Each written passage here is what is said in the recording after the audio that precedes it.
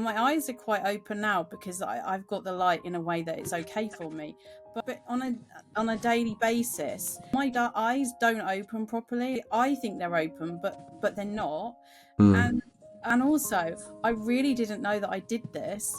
I shut my eyes a lot. Like when I talk, I don't actually have my eyes open. Like, do you know why I do all of that? Is that common? No, I think it is with someone who has the form of albinism that you have, because you have such photophobia. So there is so much light going into your eyes. It's a bit like me going out on the brightest possible day on an ice rink or something really shiny, where I'm going to do exactly the same as what you just described. I'm going to screw up my eyes, and occasionally I'll actually shut them completely because the amount of light going in is just overwhelming. That's why you'll do it. And I guess the not noticing it is really common, right? That none of us notice the things we do that you just do reflexively, I don't think. And I feel for you, because I think what you need to do to correct that must change literally every time you move anywhere different, right?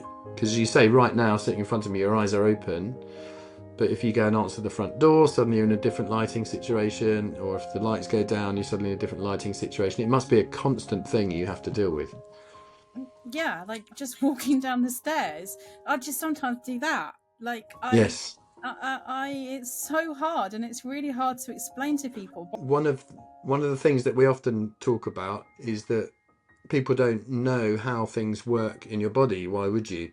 But it's only when you don't have that thing that you realize how clever it is.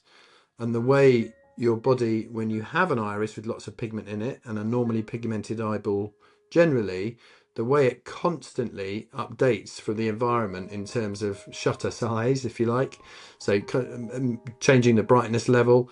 If you try and do filming on a computer or on your iPhone or your camera or whatever, any of these things, that's something you really have to think about and change and adjust and do clever things with. Your eye is doing that constantly, all the time.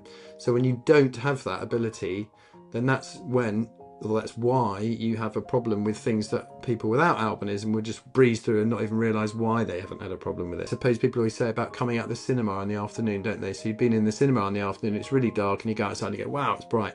But that literally lasts 3 seconds for me, if that, and that's the only time I'm ever conscious really of the lighting conditions being massively different. It is a real problem, and it's a real problem for people that the less pigment they have in their iris. That usually goes with the kind of type of albinism that you have. Not always, but usually does. So I'm not weird, like when I shut my eyes and stuff like that other people do with albinism. Absolutely not. It's really common in people with albinism.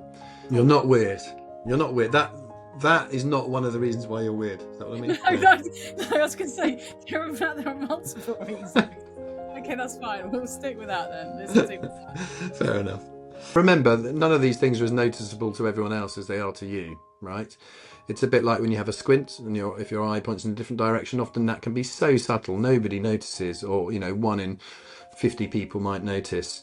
But when you've seen it yourself, you absolutely fixate on it. So remember, a lot of these things you'll be noticing way more than everybody else. That's true. That's very wise words. Very wise words. Thank you.